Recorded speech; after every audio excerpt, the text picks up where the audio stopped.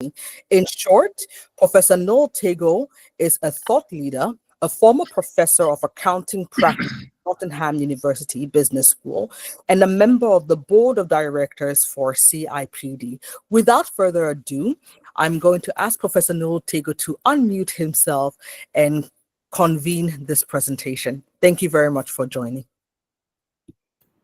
Hi, good morning once again, and could you share the screen from your end, please?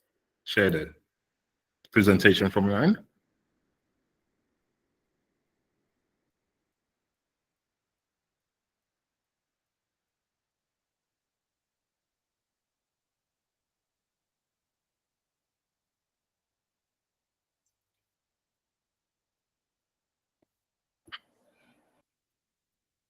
There you go. Thank you. And could you just go up to the title slide, and then if you put it in presentation format.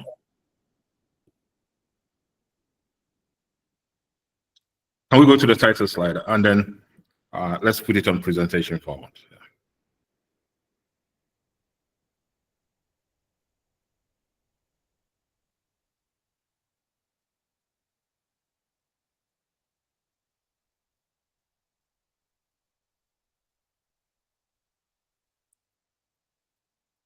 Okay.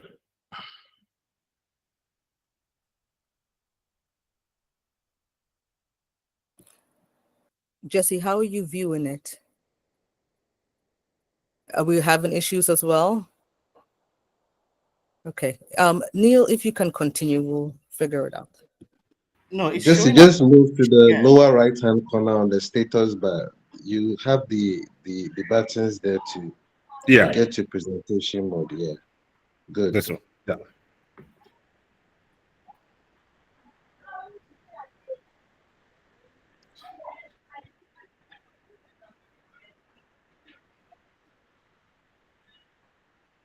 Yeah, close the yellow buttons at the top. At the top. Yeah.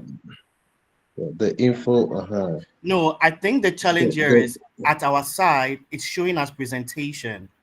So we don't know why it's not showing at your side as presentation. At our And side, probably you have to stop sharing and share again. Hannah, could you try from your side, please? Yes, let me do it. Thank you.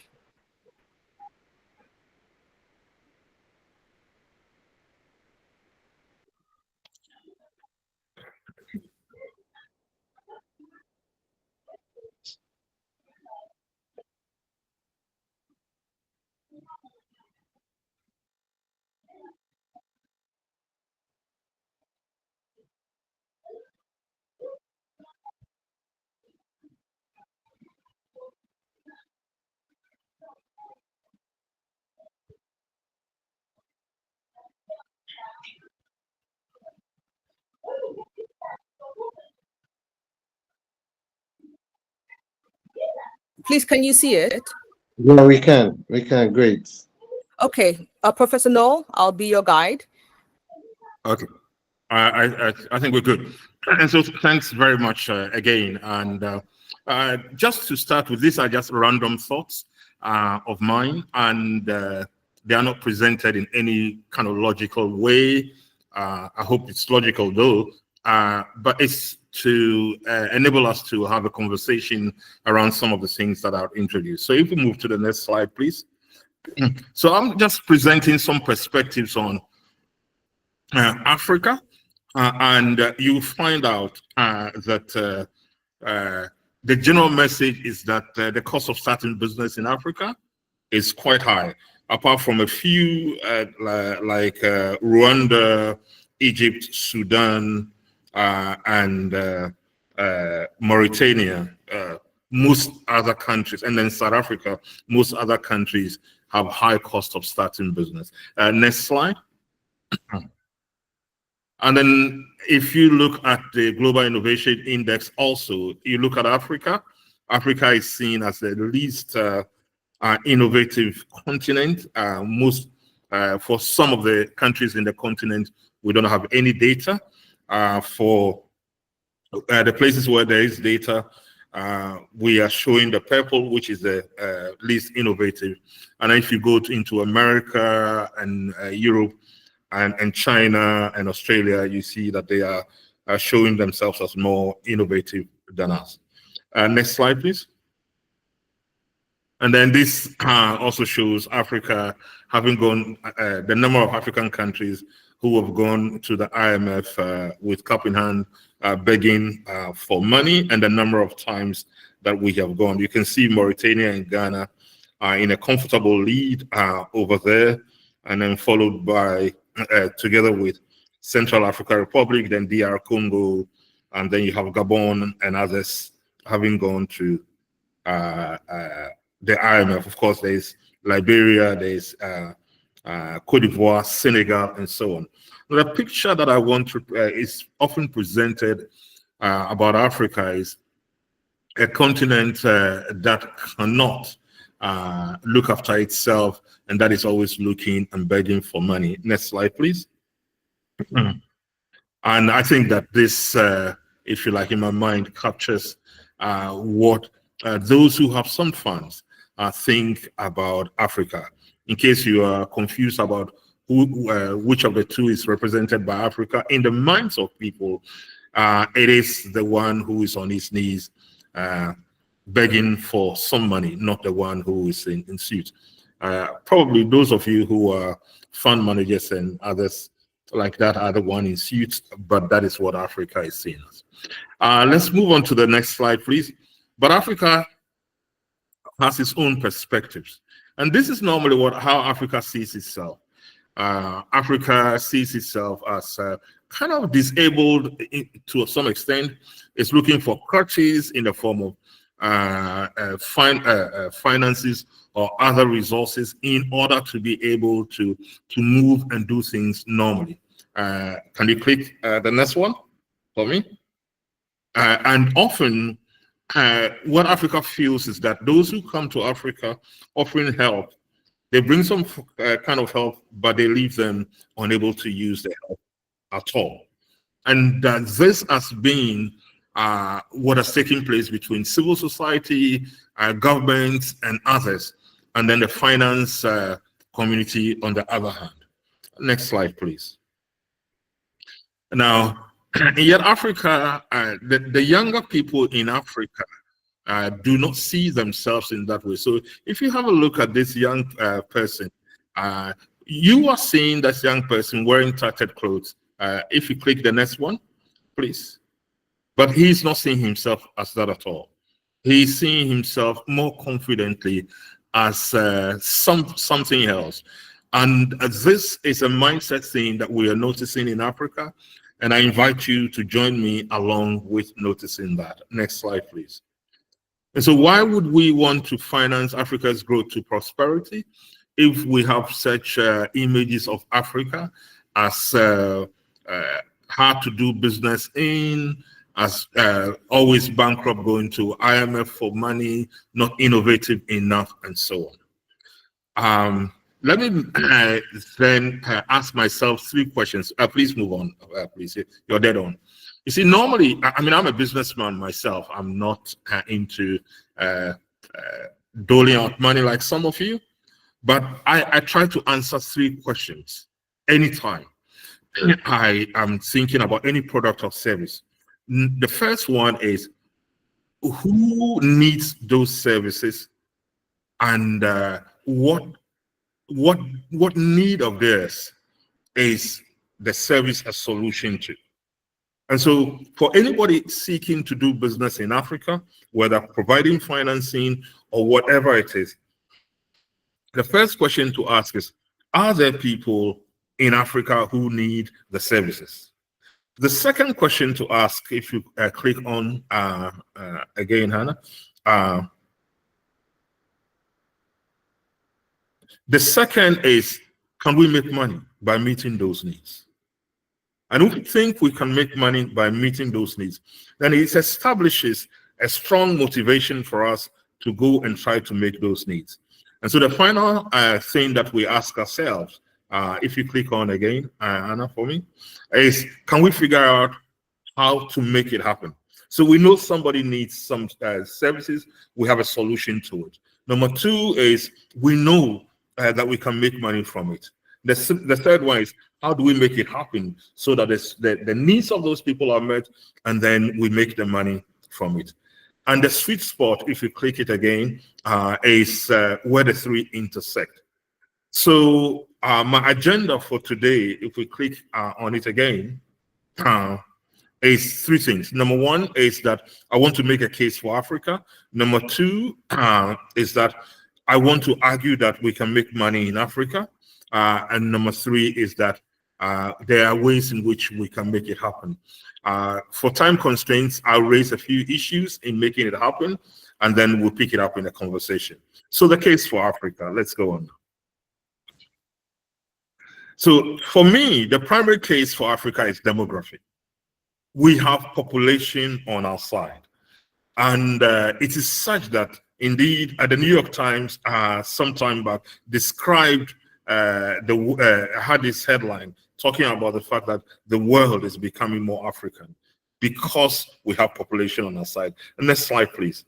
Now, if you look at the percentage of population aged under 30, for example, if you come into Africa, you see that 60% of the population is aged under 30.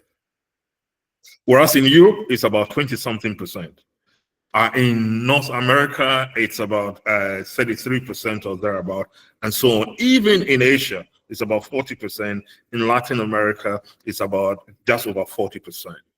You know, and what we are arguing is that these people would grow and the markets will grow with them. So Africa is the future for markets. Let's go ahead.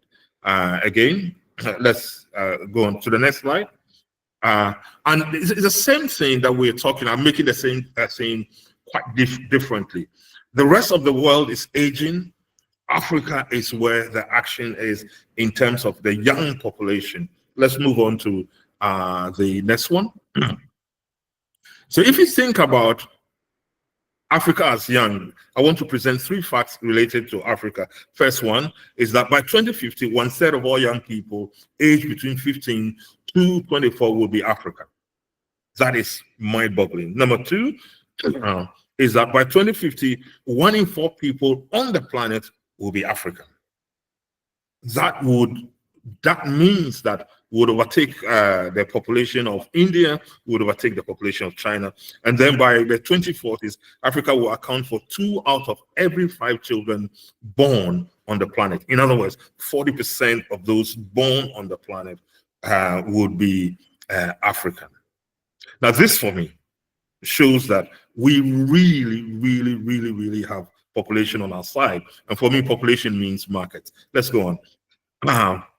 And if we look at what I call the true size of Africa, and what I'm borrowing from people who are looking at the main players in the market at the moment and how they fit within Africa. If you look at Russia, for example, Russia could fit within Africa comfortably with some left. America would fit within Africa comfortably and a lot left.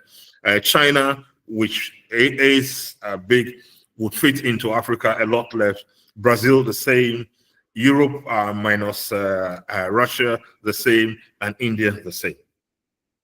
And so I'll make a point that Africa is home to an incredible diversity in terms of ecological diversity, but also in terms of population. And this represents opportunities for businesses and other things. And these opportunities are waiting to be picked up. So I'll make 2 points after this. Let's go ahead. That African businesses will need to meet the needs of these people. And these businesses need you to finance them to be able to meet the needs of these people. So 2 things I'm saying now. Africa is the market of the future. That's key. Now, somebody would need to meet the needs of the market of the future. And so, sorry, can we go back, please? can we go back to the yeah? And if these businesses are to meet the needs of Africa seamlessly, then they will need finance. Now, there will be no doubt in my mind that Africans will make a way to finance themselves. But Africans will remember those who walk alongside them and help them to finance themselves. And I'm saying that it's high time that those who are persuaded that there are business opportunities in Africa see that as the motivator, the reason for seeking to do things in Africa. Am I saying that it is easy to do that? No, it's not easy to do that, but I'll come to that in a moment. Let's move on now. So if there is a business opportunity in Africa, can we make money by financing Africa's growth? That's a question I asked. So we'll move on to the next slide then, please. And if we stayed on this slide a little bit, look, the main point that I'm making here is that those who say that you cannot make money out of Africa, just look at, and the story extends beyond 2017. There's always net financial flows going out of Africa to the West. So who says that we are not able to pay? You know, it's partly because we're paying. There are flows outside from Africa outside that some of our development is as stunted as that. But this is from nowhere else than from the IMF itself. So the point I'm making is that there's some money to be made in Africa, and others are making that money in Africa. If we go on to the next slide, please. And when we have a look at that again, we are comparing to others. If you look at Africa, there's always, I mean, from 2005 onwards, there's always a net flow to Africa, and what we are given indeed is a huge 2 to 3% of our GDPs is going out as net flow. So the simple point I'm making is that Africa can pay its way. Can we move to the next slide, please? And if you look at Africa's GDP is 2.7 trillion. Now let me put it in context. If we click the next one, I want to compare it to the GDP of France. Africa's GDP is about 90% the GDP of France.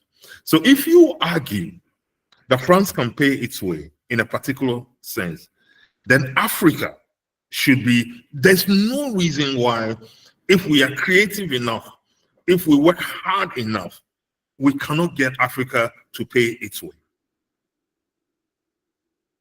At least sitting where I'm sitting, it doesn't make sense. Please, let's go on to the next slide.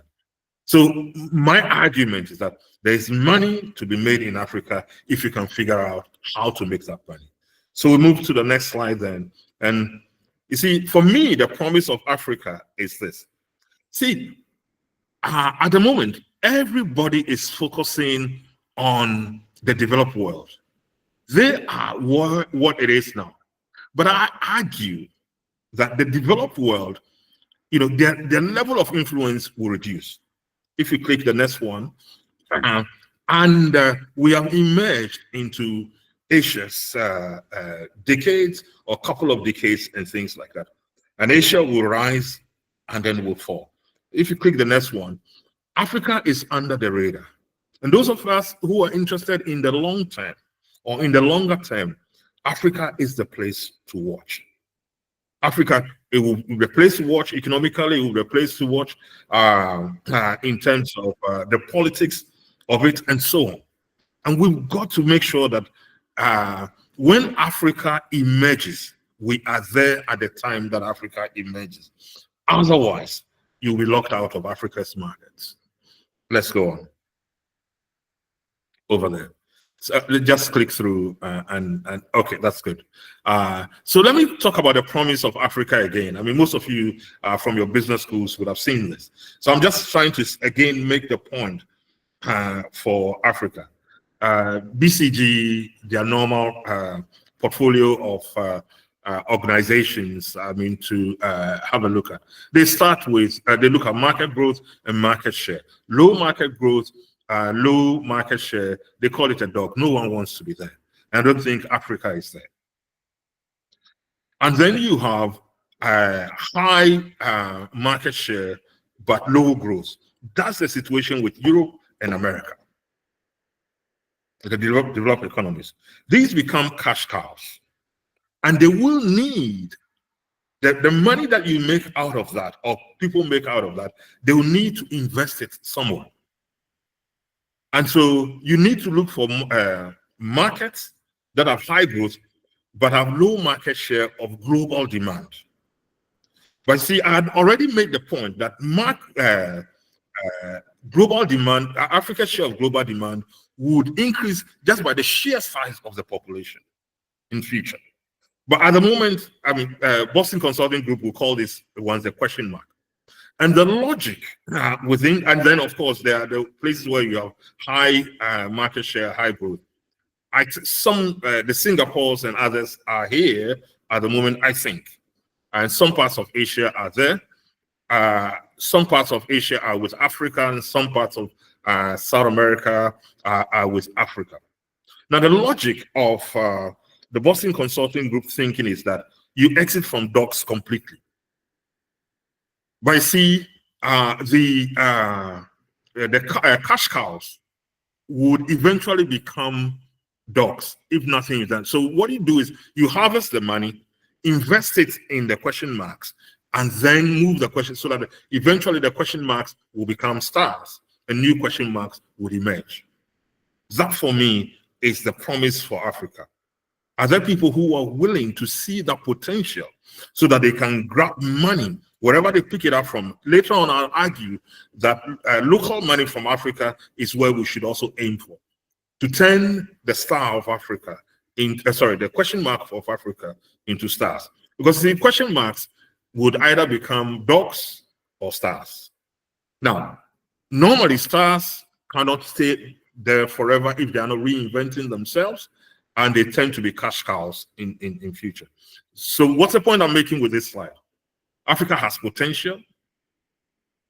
The West will soon be history in terms of the high earnings that people would have had from there, and therefore reap whatever you can from there and place it within Africa. Because in that way, you'll be placing your bet on Africa to turn it from a question mark to a star. Let's move on to the next one, please. So this is the promise again of Africa. And this time, what I want to show is that, you see, if we left Africa doing nothing, Africa might grow in terms of its business value. I argue that it will grow. You know, when people are pushed to the wall, they do something. I mean, we say necessity is a matter of invention, so we would do something. But I argue that Africa needs investment. So if you click again, you see, I make a point that once we have investment, then it changes the value that we would have. You see, so you kind of have a look at, if you click again, at a particular point, without the investment, when we make the investment, without investment, Africa remains low, by the way. And when we make the investment, at the time we are making the investment, you see that our investment exceeds the business value, but it's only for a short time. And that is where what I would call the transformation debt. We still haven't paid the debt for transformation yet. But if you click again, as investments continue, you see that the business value exceeds the rate of change and the investment. And that is the transformation value. And what we are saying is that Africa is reaching a point where if we invest, we'll be able to get to this point and therefore make Africa, make Africa prosperous. But you see, those who participate in the transformation debt are the people who will gain from the transformation value, because it's only a matter of time. And if you hold if you're providing patient capital, you ride a storm. Even if you're not providing patient capital, but there's that expectation, those who would buy out your investment would anticipate this transformation value and give you some money for it. Let's move on to the next one. So that for me is the promise of Africa. So this is where I'm supposed to say some things that are practical enough to show you what would happen. I'm afraid, what I'm going to do is just say a few things. Indeed, part of my objective is to annoy you a bit and provoke you a bit, but also to engender conversation.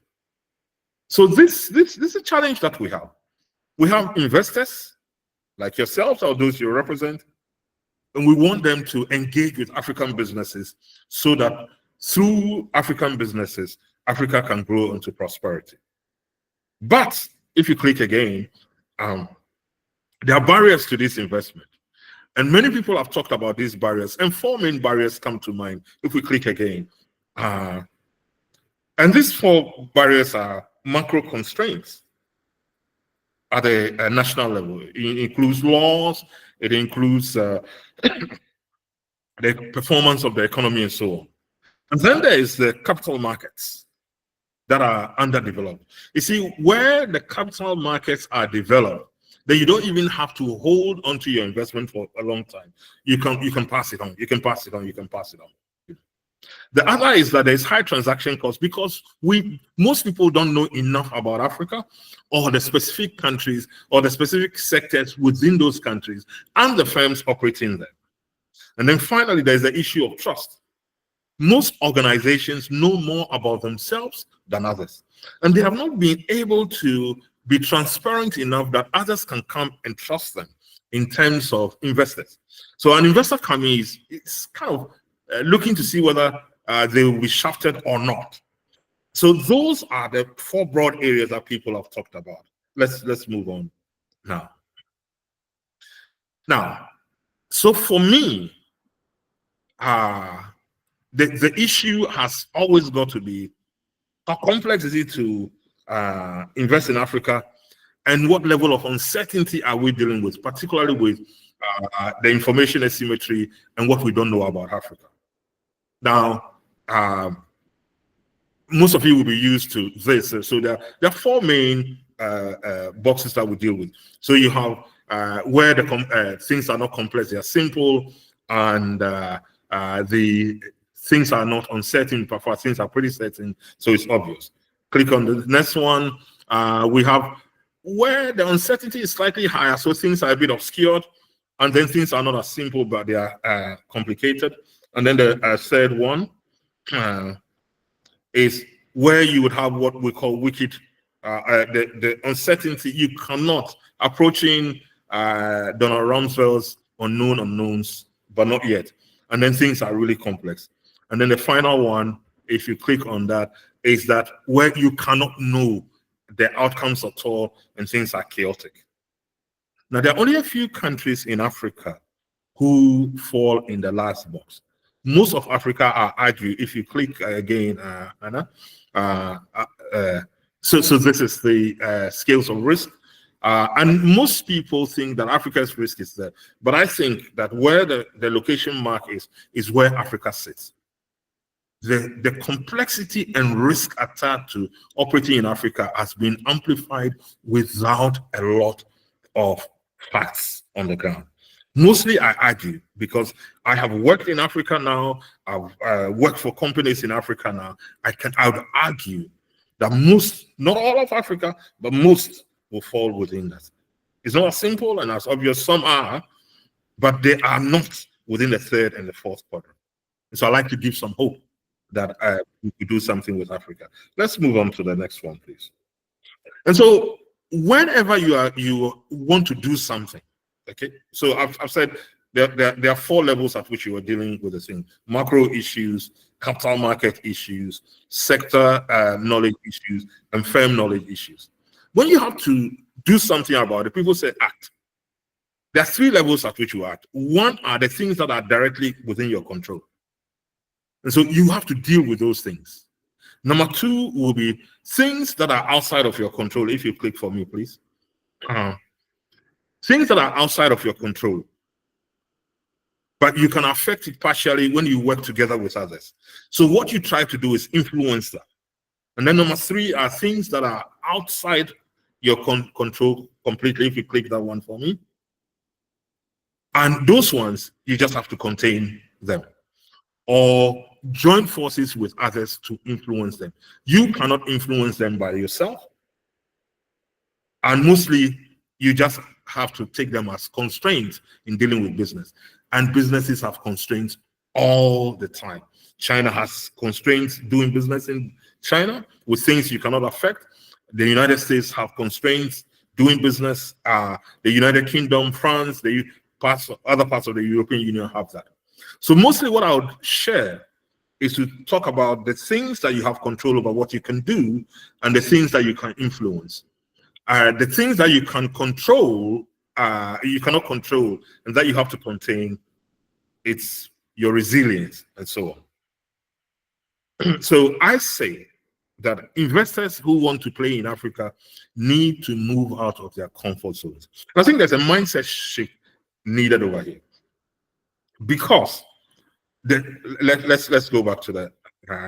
Because in my mind, when I talk to investors, what they believe is that it's Africa that needs the money and that there are other destinations for the money.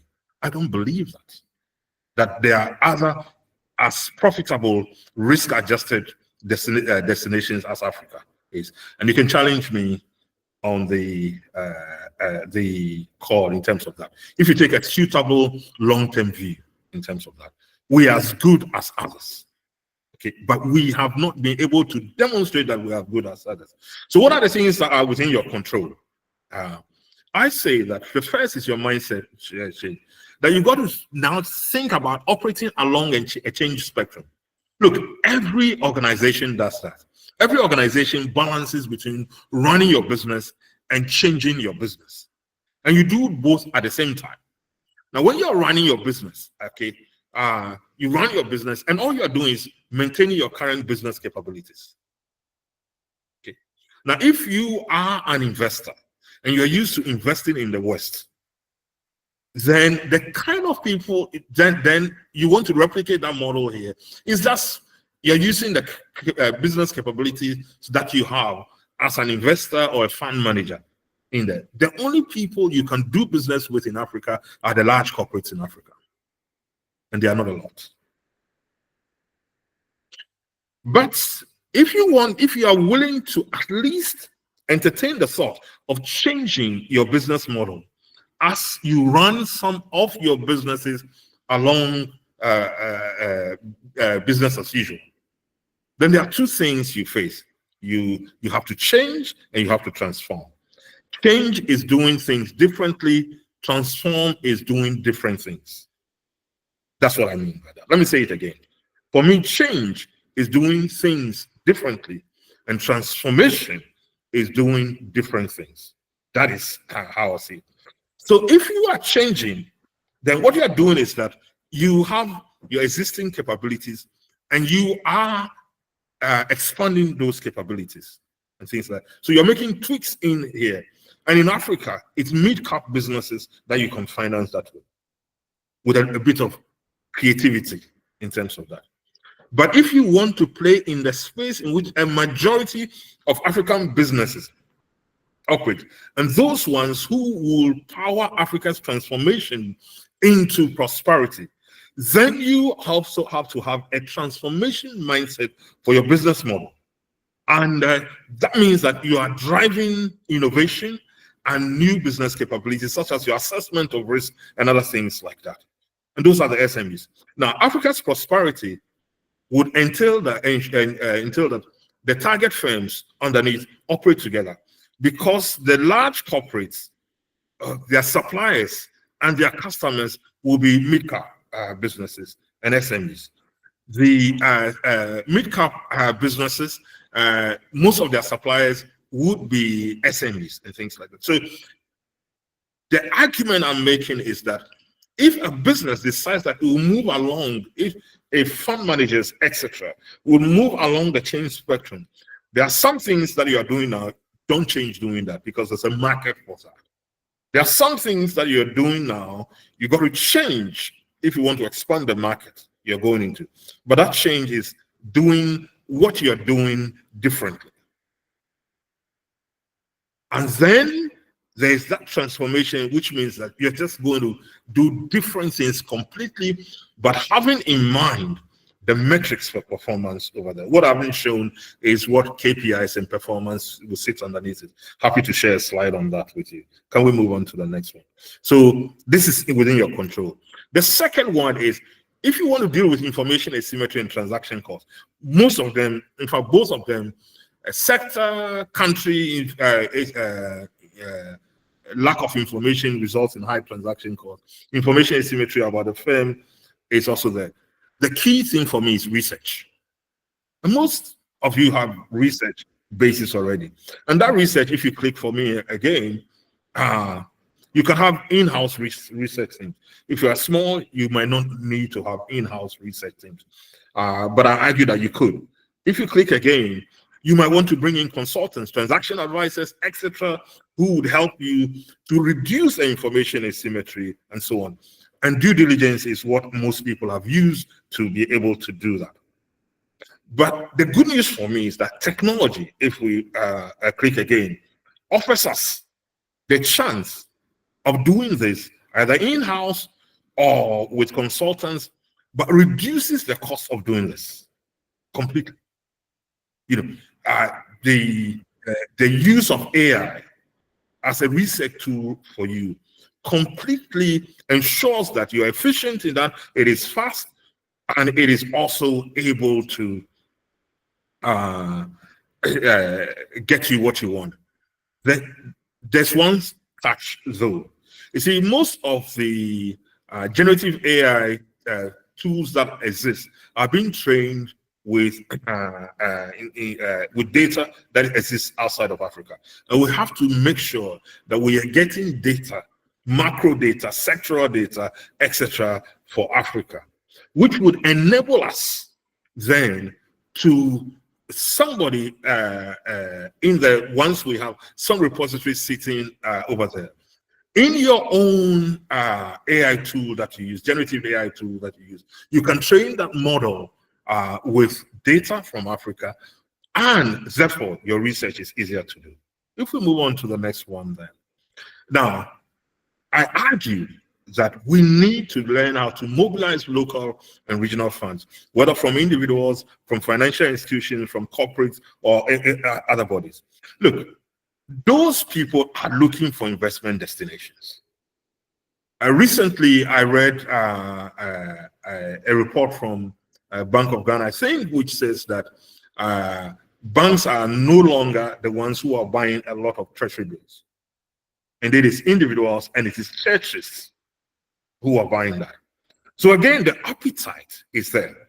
If you click on it again, and it takes care of currency depreciation issues, because a lot of the times the issue with funding Africa's financing Africa's development is that the macro side, the businesses don't have any control over the macro side, whether it's fiscal discipline or monetary policy. And these things result in different things, government deficits, etc., and things like that, but also would affect foreign currency, because if deficits are there and government is trying to finance the deficits, it has inflationary impact. Once there's inflationary impact, you only have to use Fisher's model, Evan Fisher's model, and you can see the currency will change. Now, so a fund manager might start with having picked up money externally, and the expected returns that he has promised is dollar denominated, and then the currency depreciates. What are you going to do? And I'm not saying people should exit dollar investments in the local fund, but I'm arguing that there is a case for mobilizing local funds and regional funds, when I talk about African funds, so that in whatever area, in whatever country you want to finance projects, it is financed in the local currency. And the people are going to be paid back in the local currency. That's the key thing for me. We can pick it up in the conversation. Let's move on to the next slide, please. So let me talk about influence. See, for me, influence should be directed at industry-wide issues because no one single player can control what happens. And because of that, it calls for collaboration with stakeholders in the investment ecosystem. It calls for collaboration with consultants, with people who are looking for investment, with the investors themselves, with civil society, with groups like Gvca and other things like other industry bodies. Collaboration. And one of the things, there are many things you could do, but many of this collaboration is to solve problems that can only be solved at that level, but also to build a voice for advocacy. And the starting point is for people to pull together so that you have convening power. Once you have convening power, you can bring people together for conversations. So you convene and curate regular industry-wide conversations. So let me go to some of what those conversations could be. I'm just giving you a teaser for that. Number one is that you want investor-investee dialogue to exchange information so that investors have a perspective of the investees, but investees also have a perspective from the investors, so there could be better matchmaking. Number two is that there's always what I would call a sustainability impact. And I mean sustainability both in terms of the sustainability, ESG type sustainability, but also long-term continuing value creation. And that conversation would help to understand impact, both current impact and impact down the line. Number three for me is governance dialogue, because that is one key issue that it's raised most of the time, that there's very little accountability for African businesses, and that different types of things can happen. And this is a weakness that makes most African businesses not investor ready. So that kind of dialogue ought to take place to ensure that governance issues are understood and that accountability is central. And that when people invest, there will be good accounts rendered to them in terms of transparency, and they know what is happening in there. And then the final one for me is building confidence and using the assurance, the audit and assurance process to build confidence. But that requires us having confidence in the assurance process itself so that confidence will move on. Because that's where trust is established. In the information that is presented and consumed, in decision making, and in strategy formation and execution. You see, I say this, that business moves at the pace of trust.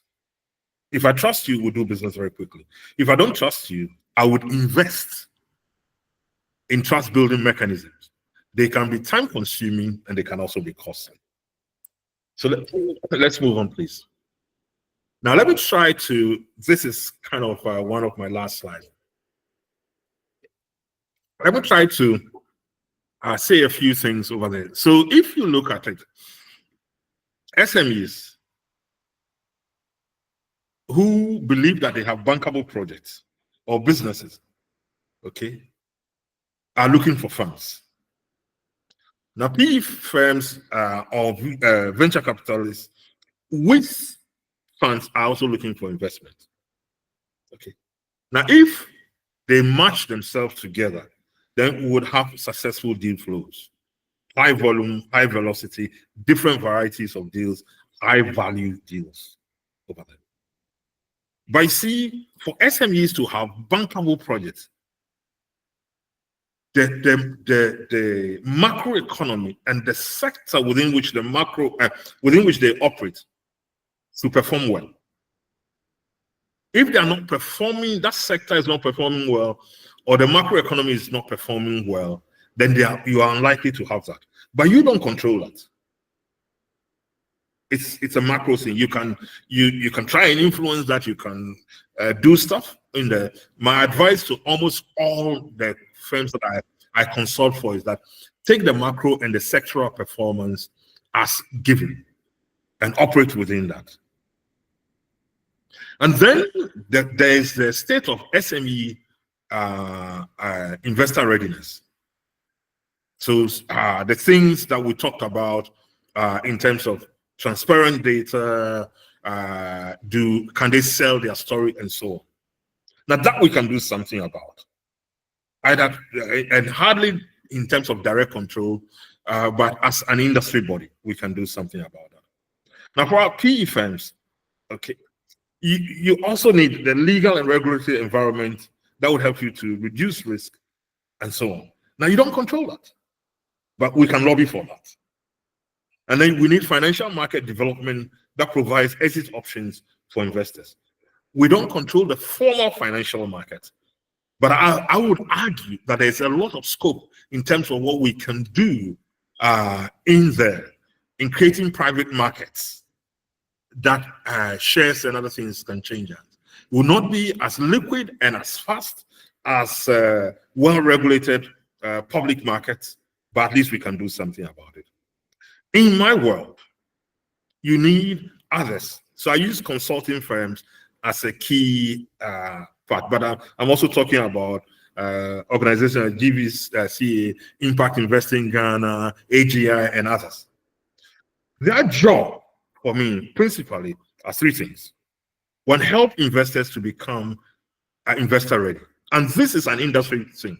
This we have influence on. And if we move together as a group, we have control over that. And then ensure that we have matchmaking and investment process activities taking place. So deal rooms, information rooms, etc., and things like that. That will make sure that people know. And then providing market knowledge and reducing information asymmetry. We can use research, and when we pull together and use research, or we create platforms that uses technology to mediate that information asymmetry, something can happen there. But we need those consulting firms and those players to have capabilities. For me, their capabilities are in three parts: their expertise, what they know; their experience, how long they've been in the game; their exposure, which sectors and which countries that they've operated in. And of course, their commercial model, because they will not participate if there's nothing in it for them. So what's their revenue model? What's their cost model? And what's their profitability in terms of their charging and things like that? This, for me, is the world in which we operate. Apart from the macro and sectoral performance, and then the legal and regulatory environment, which is kind of macro and sectoral performance largely out of our control, legal and regulatory somewhat out of our control. Financial market development, I argue it's within our control to some extent in establishing private markets if we can move in that direction. And then state of SMB readiness. And then bringing others to ensure that these three things happen. I believe there's something we can do about that. Let's move on to the next slide, I think. So that's where I stop, and I'll ask for questions. And then you can, once you ask the questions, I'll come on to 2 other slides or 3 other slides and conclude. But this is time to ask any questions or make any comments, agree, disagree, and let's see what happens.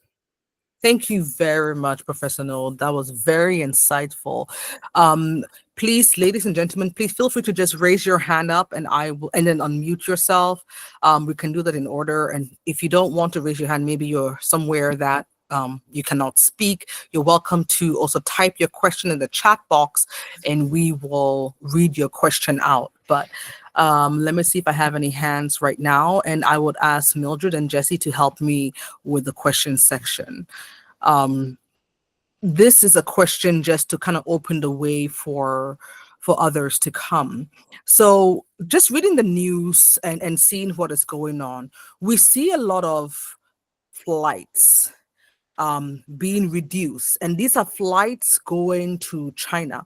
And I like the box where you had the cash cow, the question mark for ideally where Africa stood and whatnot, right?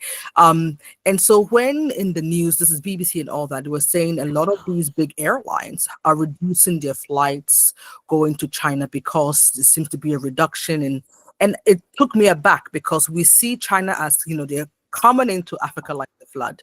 And, we kind of know them as growing. But then looking at your slides, just like, wow, there's a point in when these global hegemonies are going to start contracting. What is your take on that? And I'm not sure if you are also, if you've heard it or maybe aware of already flights being reduced going to China, meaning not much travel going there. So eyes are being diverted elsewhere. Are you aware of that, or what's your take on that?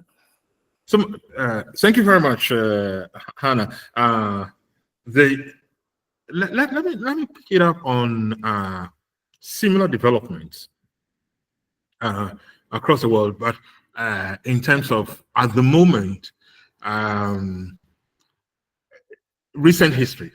So you notice that in our industrial history, recent industrial history, there was movement of manufacturing from high-cost areas, such as the United States and the UK and Europe, etc., into low-cost areas. We call them offshoring and so on. And then, once you move into those areas, they then become, their economies will grow. And then their labor costs would also grow. So the arbitrage that exists between the developed countries and the developing or emerging economies begins to close. Once that arbitrage closes, it doesn't make sense any longer to put things there. And so now people are reshoring, nearshoring, etc., and things like that. I believe that there's something similar happening in China at the moment. China is not as cheap as it used to be, and so there's that. China's economy is facing some what I think are temporary setbacks. So that also accounts for that. But then one of the things that happened after post-COVID is the fact that all of a sudden the world woke up to lack of redundancies in supply chains. What I mean is that our supply chains have become super efficient, that there is no slack at all. So when something happens and it hits the supply chain ecosystem, we have no fallback situation at all. No headroom for anything. And so we are beginning to reintroduce redundancies in supply chains.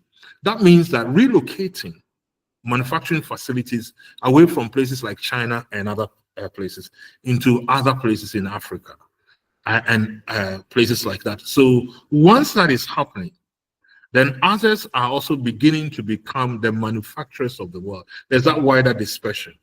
And it is going to places such as Africa, which is cheaper, and so on. So given that that is what is happening, there will be, people will not be going to China as much as they are going. And it's not only China, in other places also. Thank you so much. Your graph, definitely, the promise of Africa really helped to depict that. Thank you. I have Abraham. Please unmute yourself and ask your question. Hi, good morning, everybody. And thank you, Prof, for the presentation. I want to ask, financing Africa's development and growth, does it matter who finances it? Is it a key consideration from where you sit and the data you look at? It matters. So it's at the start, it might not matter so much, but I think it matters for me. So let me give you an example. If I come and if Africa's growth is financed from outside, eventually the value that is generated from that financing, the value appreciation would be repatriated somewhere else. It wouldn't stay in Africa. And we'll lose the multiplier effect on that. But would have gained anyway. So my first thing is, look, seek money wherever you're going to get it from. And that's okay. But if we can, Africa must finance its own growth, a major state share in that. Because you see, if let's say, take Momo, for example. I mean, Momo is not done in many places. It was a financial sector innovation from Africa and for Africa. Now, if that is financed primarily from outside as a fintech process, then the money that is made will be repatriated out of Africa, and so on and so forth. So, whereas he that is down, if you are down, you don't have any option. I'd say yes, let's fund with external funding. Having that is better than nothing. But I think that part of what we should be seeking to do is to increase Africa's share of the funding for Africa, in terms, and particularly if we're going to use local currency, that would help. And the other impact is that it generates savings. The savings to spending ratios go up, and so the stock of investable funds in Africa goes up. Our currencies will be stronger because we are not having to repatriate so much and things outside and so on. I mean, and let me give a fine example. I mean, if you think about our gold mines and our oil and other things, for example, if it were African financing which is being used, the money would have stayed in Africa or in Ghana or whatever. So I have that at the back of my mind when I say that. And I think that people like yourselves, as an umbrella body, will be able to help do that. But let's start with, once we don't have the money, let's start with other people's money and begin to pivot ever so slightly and ever so surely to ours. Thank you very much. Thank you so much. I like that. John, please unmute yourself. Thank you, Professor. Brilliant and provocative as usual. This is John from Pangea. And my question, hi, John. If you can perhaps go to the last slide, the summary on my question concerns the consulting firms. Okay. So clearly the support to help SMEs become investment ready is critical. And if we have very strong companies demanding capital, many argue the supply will come, or the supply is there already in part. But those SMEs, many of them need support to become investment ready. So my question concerns the current state of the availability of this support from consulting firms and whether or not it's satisfying this need. We know we have the big four firms that are certainly providing some services, but perhaps are not right-sized to the needs of SMEs. We have a lot of nonprofits in the sector that are providing support, but one might question whether or not they have the capability to really provide the financial analysis and projections that is needed for helping these firms become investment ready. I would argue that in the ecosystem today, a lot of what we're seeing is not really helping these firms become attractive to investors. And so could you comment on this, what's out there in the market today? Certainly the capability is there, but is it being delivered today by firms, and what should we do to help increase that capacity?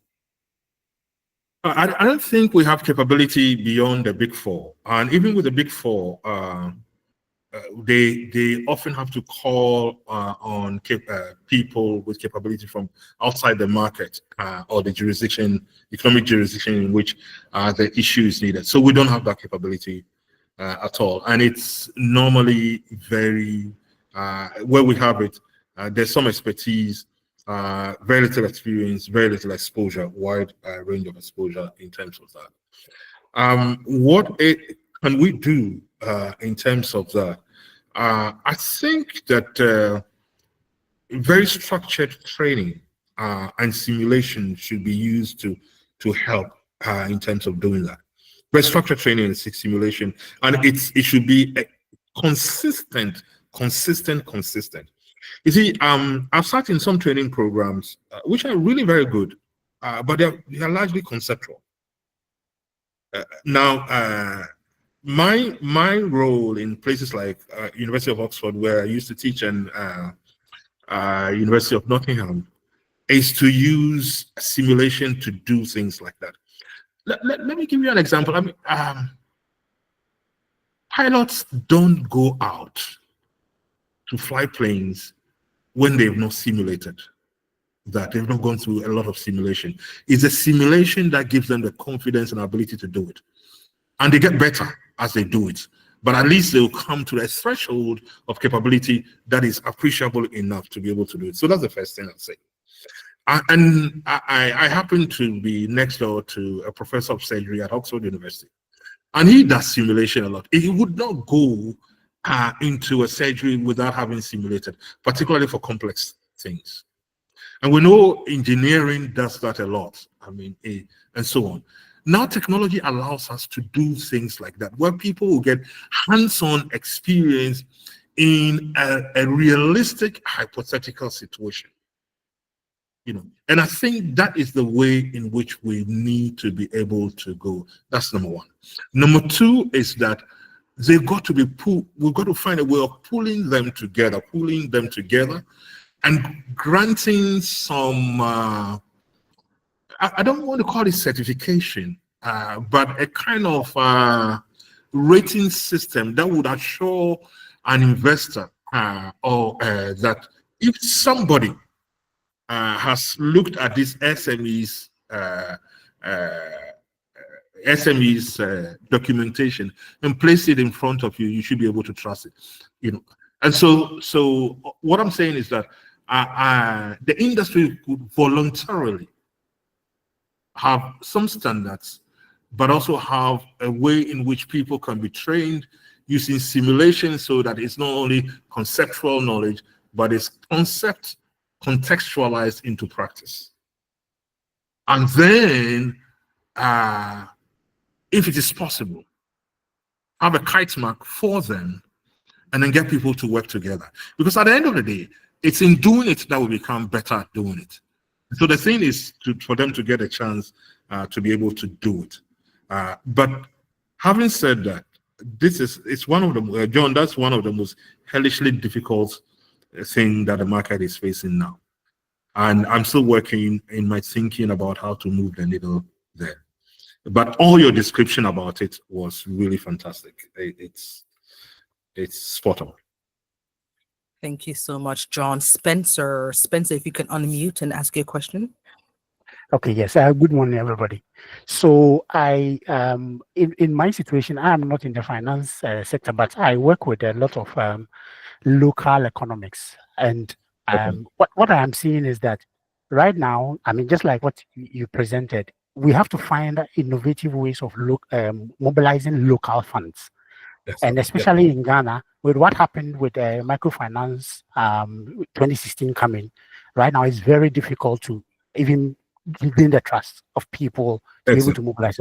Yeah. So, for example, there's a project I'm working on where I am helping some cooperatives with the support from some development organizations, and it was baffling for me to hear that they mobilize the funds, they keep it in a bank, and they don't use it for any activity. And now some development organizations are trying to give them initial funds for them to start, so that they can encourage them gradually to invest their money instead of just keeping the money in the bank. So in my mind, I'm trying to get from you or your take on how do we go down to the local level and mobilize the little monies so that we can use it for investment, and then people can now build the trust again. So we can invest in ourselves instead of always expecting that somebody from somewhere will bring us their money, and then when they make the money, we want them to keep them in the economy as well. You're right. You're right, Spencer. So a couple of things I'd say on that. One is to develop trust with the people, because that's where, so there are two issues involved in that. One is mobilizing the funds into utilizing the funds in order that it brings some returns that is comparable or even more competitive than just simply putting the money in a bank. So there is a safety issue, but also there is the return issue over there. So there's risk return for those people. And there has to be trust. Trust in such a way we'll get our money back, but also trust in such a way that your promises that would make a little bit more money on that would be there. Now, when trust is eroded, it's one of the most tragic things, because you don't move from trust to lack of trust or neutrality. You move from trust to distrust, and often it takes you 3 or 4 times more to gain the trust back. So what I normally propose to the sectors and the countries that I've consulted for is that you leverage brand, because people trust brands. And I'm using brand a bit more loosely in terms of that. So if they are, let me use something I'm not comfortable with because it sounds very colonialist, but let me use it nevertheless. If they trust the white man, that the white man won't run away with my money, go with a white man and leverage your brand until they are able to trust you, and then you can push the white man aside. I'm using a very crude example just to make a point, because there's sometimes the face doesn't fit, because somebody like you came into the place and made promises, and the promises were broken, and so the lack of trust sometimes is not located only with the one who broke the trust, but has a mini contagion effect. And so you need something to come and break through over there. So that's one. The second thing then is to, once you use someone else to be able to regain trust, or you piggyback on the one who has the trust equity in the market, then you better deliver in terms of both the integrity and the competence that underpins your promises. Once you deliver that, then bit by bit, the trust will return. But trust doesn't return overnight. It doesn't return overnight at all. The third thing I would say is use cases and case studies where people are promoting it themselves. So you go into one area, you do it. Normally people trust their own kith and kin. And so Noel has come to Spencer, and he's mobilized the funds, he's used the funds, and Spencer has seen the value of it. Next time, Spencer can tell somebody that your idle money, Noel can help you to find an investment destination, will bring you something out of that. So this time it's not Noel saying it, but it's Spencer who has experienced it saying it. And again, if I tell you these things are easy, I'm telling you a lie. They are difficult, but it's consistency and diligence. So diligence, hard work, and then discipline to keep the focus on what we are doing and do that. But where there's a broken trust, we need to borrow trust from somebody. Thank you so much, Spencer. We have Kwame. Would you like to unmute? And Stephen, you'll be next. Kwame, yes. Prof, thank you very much for the opportunity to listen to you once again. I'm somewhere in 1000 Volta in my village. Kwame, I thought you were in who? But yes, I've been retired, so I decided to go to my village and see what help I can give. So the people are there with their trade or profession as to what they can do for themselves, but they don't have the means. And then we're able to have some foreign contact, which is to provide technology as well as the business model. They are supposed to go into agro-business. So we have almost everything in place. But the problem we have is that the external financiers are asking for government guarantee.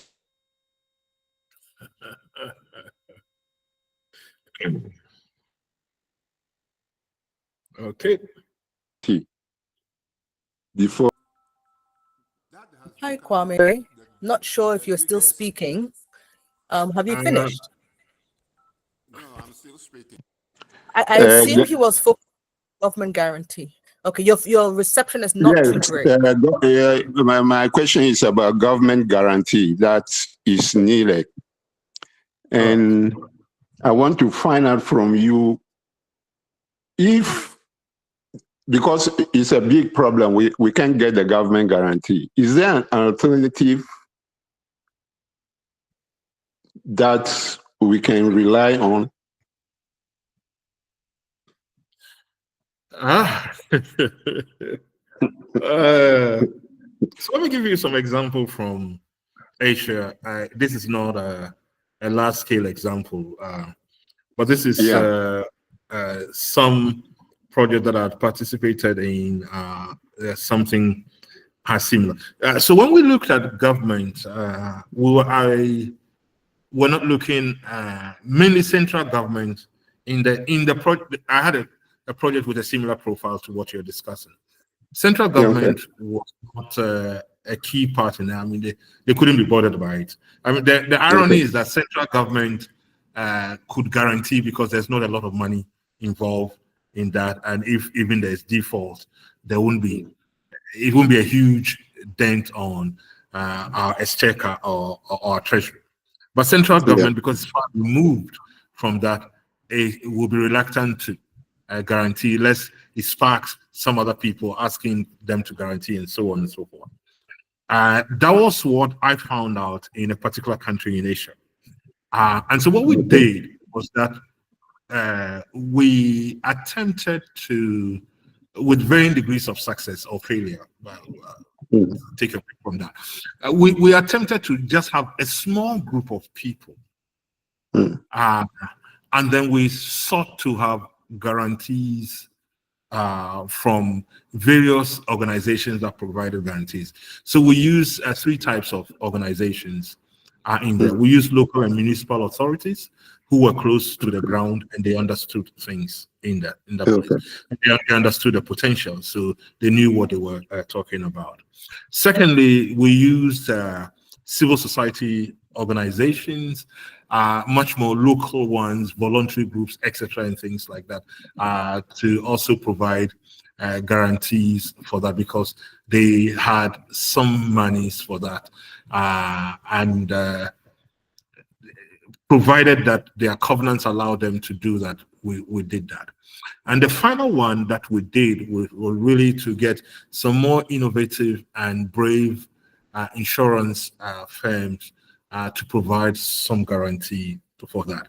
Now, again, the main thing that persuaded the insurance firm to participate in that guarantee was the absolute transparency of the project details. But also, one of the things that they wanted was, and this might be an Asian thing rather than an African thing, they were more comfortable dealing with cooperatives. So not dealing with individuals, but dealing with cooperatives where the community, the organization is such that there are various forms of sanctions for those who would default and those who would do some stuff. So if you like, there are cultural and community means of ensuring that people were trustworthy and did what they said they had to do. That is the universe of my experience over there. So I'm afraid I'm of very little help in terms of that. But let's hook up and let's think through the issue, because once again, it is it's a matter of information asymmetry. They don't know whether they will pay or not. They don't know the capabilities of the people, etc., and things like that. And there has to be ways in which we can do that. But what we did in Asia was to do it on a small scale. When the providers of funds were persuaded, then we worked together with them to upgrade in order to upscale. So start small, upgrade from the learnings, and then upscale. And in that particular country, they are doing stuff there. And it's in Myanmar, or what used to be back Burma. Okay. Yeah, thank you very much. I appreciate this advice. Thank you. Thank you so much, Kwame. Stephen, you can unmute yourself. And as you know, you can also text to the chat box. We're happy to read your questions out. And just maybe a little hint for Mr. Kwame, your last one. Many times people don't understand that you can also, when it comes to investment and engaging, there are some partnerships that you can build that might not cost you any money. So once you break down whatever business you're looking to do, you might find out that if you can partner with this, maybe you sell eggs in the village, but then you partner with a delivery company. You didn't spend any money, but now you're delivering eggs, and that delivering company is getting some kind of income whilst you get your eggs delivered. So you're now growing your business to the point that you can buy a motorcycle or a car, whatever you need eventually, to then start distributing eggs yourself. But many times in Africa, we focus on the money and not the partnerships. But hopefully, these are some of the things we will learn together through discussions. Thank you so much, Stephen. Please. And just Stephen, just before you come in, Kwame, John just posted on the chat something that really is very good, that he pointed out to organizations and schemes such as Gvca and so on. So it'll be useful to have a look at that. Okay, thank you. And thank you, Spencer, also for emphasizing what John said. Stephen, sorry for intervening quite rudely. Yeah, Prof. Thank you very much for that insightful presentation. This question is not mine personally, but it was posted in the chat box, so we had to put that across. So the question says that what, in your view, will be the future impact of the brain drain, taking the best talents from Africa to the developed economies on Africa's development? So that's the first question. And then the second is investment in Africa at the end of the day leaves little for Africa. How do we ensure we get a larger share of the investment returns to stay in Africa to finance Africa's development? Thank you. Okay, I'll start with the second one. How do we do that? I think primarily we should find means of mobilizing local funds so that it stays within Africa. As simple as that for myself. And then also, so when, and particularly when people are exiting, then we can come in there. I think if you look at various, where we are unsure and we don't have expertise in pre-seed, seed funding and things like that, we can wait till it's sufficiently de-risked, and then we can come in on go-to-market or expansion side of funding. And so we are kind of participating together with others. The more we participate with African money, the more it stays within Africa. But the impact of the brain drain is a double-edged stuff for me. And it is, so think about it this way. One way, an optimistic way of looking at it is that our people are going to get exposed. They're going to get some experience that they wouldn't have gotten here, and maybe some expertise, and they will come and work for Africa. So that is an optimistic way. So in a sense, it is just, I'm going to improve myself, I'll come and do something. So it's Africa's investment. I'm afraid sometimes it is not that way at all. When people leave, they hardly come back, or they hardly come back in as full a way as they could. What can we do about that? Number of things. One is that we've got to.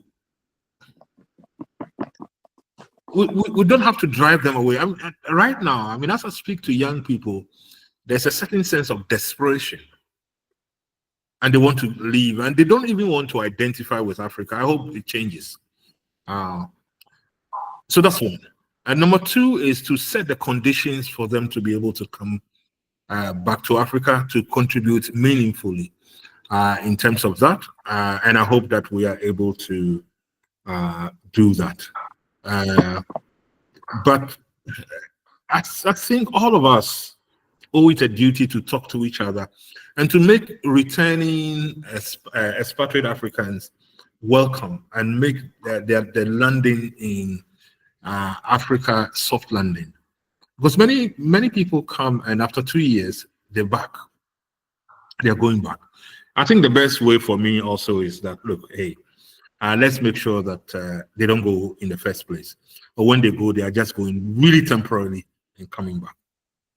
But if I knew the real answer, I would have made a lot of money.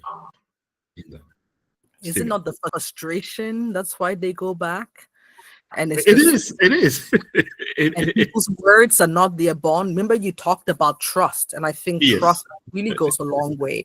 Your word is not your bond. So you shake hands, you look at people's eyes, but then by the time you walk out the door, something has changed. So it's really hard to decipher how to trust someone. Exactly. But one of the other things that I think is the fact that, I'm speaking from the perspective of someone who's effectively lived outside of Ghana from 1988 onwards. And I've come short stints in for about 2-3 years to do some work and go back and so on. I think that this latter stint of the work that I'm doing in Africa is, I've learned a lot more wisdom than this. A couple of things. The first one I learned is that it doesn't matter how high you rise up in the West. If Africa is not respected, you are not respected. End of story. You could be the president of Africa, you could be whatever, you're not respected. So if respect means something for you, you have to start doing something to help Africa to lift its image in there. And there are many anecdotes I can share on that. I mean, including a Ghanaian lady who was a cleaner at Oxford Business School where I used to sit to teach, and she came to my office. I came to my office. She was cleaning my office. One day I got into the office. She asked me to walk out of the office, and she didn't believe that it was my office, and all because I was a black person. Wow. And she did say that in terms of that. That is an important thing in terms of that. So we ought to do that. But the second lesson that I learned, and this is where I end on this, there's several things I could say about that, is to spend a lot of time investing in trust building. You see, because when people trust you, then they'll do business with you. When they don't trust you, that they say things that they think you want to hear, and then they try to figure out how they would achieve that, and sometimes they fail, and that makes the situation even worse, and so on. So it is that that we also have to think about, and then our system should simply work. The arbitrariness in the system is a lot, and those arbitrariness needn't be there at all, but it is there. So a host of things that we could do, but that's a chat for another day. Yes, it is. And as I know, we want to eventually wrap up. So Spencer, I have you. If there's one last burning question, they can raise their hand. But Spencer, please feel free to unmute and ask your question. Yes. So mine is not even a question, but the point of people traveling out. I also have a positive view about it. That yes, it's important that people travel and go and experience other economies because just yesterday I was listening to I was watching a podcast and somebody was talking about the efficiency of Ghanaian human resource. And I think that that's a very big challenge that we need to deal with. And so when people work in other economies, sometimes it works on their mindset. And by the time they come back, they come with another point of view that helps to be able to improve our efficiency in terms of human resource. And as I work with businesses, SMEs in particular, and a lot of them have issues with their staff. And I think we all know that there's this huge problem that no one is trying to solve. We are expecting that universities will train the best graduates for us, and then the universities are also expecting that the businesses will come to them, so they help train. And then there's this middle gap that is left, and we are all hoping that something magic will happen, but that's not going to happen unless we come together and then find a way to work on people's mindset in terms of work. I engage a lot of university students because I do a lot of trainings for them. And when you ask a young person, somebody in the university, that when you graduate, how much would you want to be paid a month? Some of them are quoting 30,000 Ghana cedis, 100,000 Ghana cedis. And I'm like, that's why you are not getting any job in Ghana. Because for them, yeah, they feel like they deserve to be paid all the money, but they come with very little skill. So I think we have to find a way to bridge that gap that helps us, and then it puts us in a competitive advantage as well. Yes. Thank you very much, and thank you for your optimism in terms of that. And I agree with that. I remember somewhere in 1988 or 86 or 87, not I come out of university not too long. In those days, those of you who were born at the time would know that we didn't have faxes, we had telexes, we didn't have emails and other things like that. And I was seated in Accra, BP, Ghana at the time, and wanting to do this thing, how do you call it? Waiting to send things abroad, I mean, to my bosses in London and so on. And sometimes I miss my deadlines. And my boss in London gave me grief. So in those days, I used to work part of the time in Ghana, part of the time in London. So I went to London one day and working, and I said they had good systems, etc. I mean, there were hala in Ghana, they didn't see it at all. So I confronted him and said, hey, you guys, you're lazy bums. I mean, you sit here and do stuff with technology that we don't have, and you expect the same thing from us. And he said to me, I don't care, Noah. You are paid not for the promises you make, but for performance. And therefore, you better go and perform. Figure out a way which you're going to perform. And I was so annoyed with him. And I came and in a conversation with my dad, I said to him, look at what this idiot said. And he says, I think that you are the idiot, because can you go to Makola with a promise? I said, no. I say, your pay comes from performance. Learn to live with it. And I've never forgotten that in terms of that. So it switched my mindset in terms of that. Okay, so let me just try and conclude now because I have about 5 to 6 minutes to pop my head into another meeting to start a presentation. So how the message I want to leave is that making it happen is not a walk in the park. Let's go on to this thing. And so I remind you of the speech by Martin Luther King Jr. It says, if you can't fly, run. If you can't run, walk. If you can't walk, then crawl. But whatever you do, you have to keep moving forward. And that's a call for Africa. The last slide, please. You know, this is the picture of a cat looking into a mirror. And this is an example of Africa for me. when we look into that mirror, the mirror of the future, what do we see? If you click for me, please. We ought to see not a cat, but a lion. And that's what I leave you with. Hopefully, this conversation would have enriched all of us. It certainly has enriched me. And to challenge us to find innovative ways of financing Africa's growth. Thank you very much. And you get my details from the site, and the slide deck will be sent over to you anyway. Thank you very much. Thank you so much, Professor Tego. As usual, so insightful, so knowledgeable. We will also put the slide on the GVCA website once we receive. Is this the slide? Oh, I'll get a separate one from you, Professor. But no, that's the slide. This is the slide. So we'll share the slide with the video on the GVCA website. That's gvca-ghana.org. And of course, our GVCA members will send it directly to you.